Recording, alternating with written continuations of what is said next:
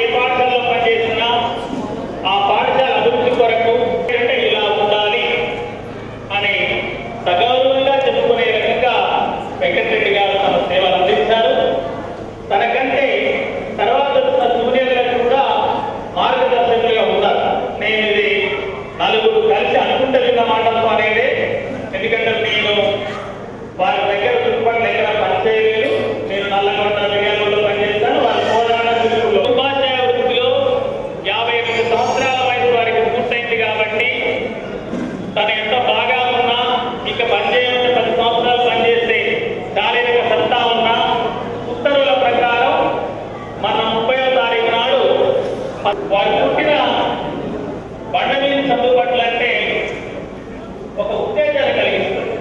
నేను కూడా అనుకోకుండా ఆ గ్రామం ఆ సందర్భంగా అక్కడ ప్రాధాన్యత కలిగిన దేవలపల్లి వెంకటేశ్వరరావు గారు రాసిన ఒక పుస్తకం చదివాను.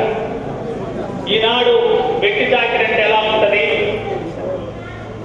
ఈనాడు పుస్తకంగా ఉండేది విద్యారంగం ఎవరికి అందుబాటులో లేకుండా ఉండి వ్యవసాయం ఆధారమైనా కూడా వ్యవసాయ భూములని కొద్ది మంది చేతుల్లోనే ఎన్నుకున్నాయి అనేది అదే ఉత్తేజంతో అదే రకమైన పని విధానం కొనసాగించాలి. మరి మనమేం చేయాలి?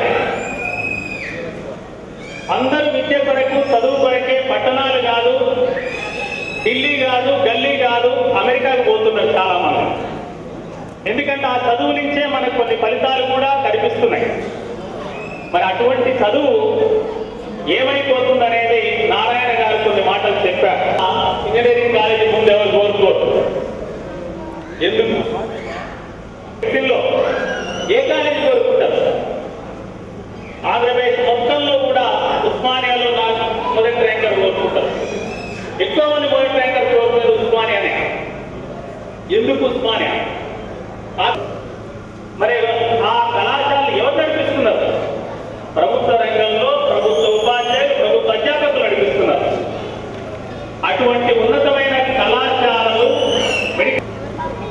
తేజ స్కూల్ లేదా నారాయణ టెక్నో స్కూల్ లేదా చైతన్య ఈ స్కూల్ ఆ స్కూల్ అని ఎందుకు మార్పు వచ్చింది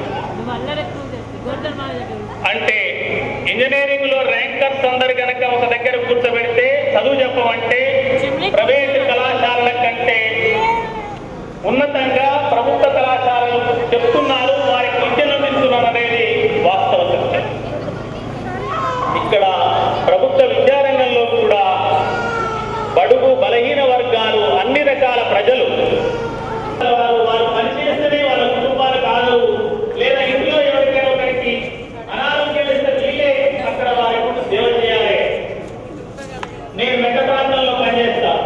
2 నెలల నుంచి బయటికి పిల్లల్ని రప్పిస్తున్నది పసితో నేర్చుకు పోతున్నారు పిల్లలు తప్ప బయట రమ్మంటే ఇబ్బందిగా ఉంది. కానీ అదే ప్రైవేట్ అయినట్లయితే రేపు మన జీవితాలు రాబోయే కాలంలో, ఈ మధ్య కాలంలో చదువుకున్న వాళ్ళకి ఉద్యోగాలు రావటము, ఈ ప్రాంతం చూసినట్లయితే ప్రతి సంవత్సరం మాకు కూడా అత్యవసర సమయంగా రాలేదు.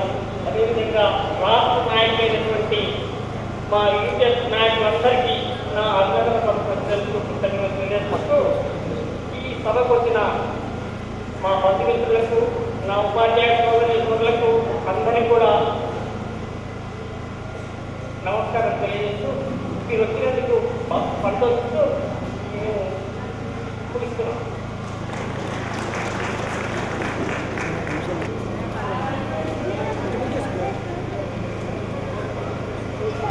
వారి యొక్క సన్మానానికి ముందుగా వాళ్ళ పట్ల తల్లిదండ్రులని సన్మానించుకుంటున్నారు. వారికి ఈ సభాముఖంగా ధన్యవాదాలు తెలియజేద్దామండి. వాళ్ళ తల్లిదండ్రులు ఇంకా ఆయుర ఆరోగ్యాలతో సుఖ సంతోషాలతో ఉండాలని కొడుకుల యొక్క దీవెనలండి.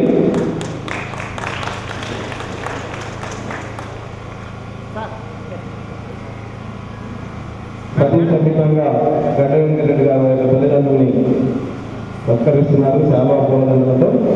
థ్యాంక్ యూ వెంకటరెడ్డి గారు. మీకు ఓకే.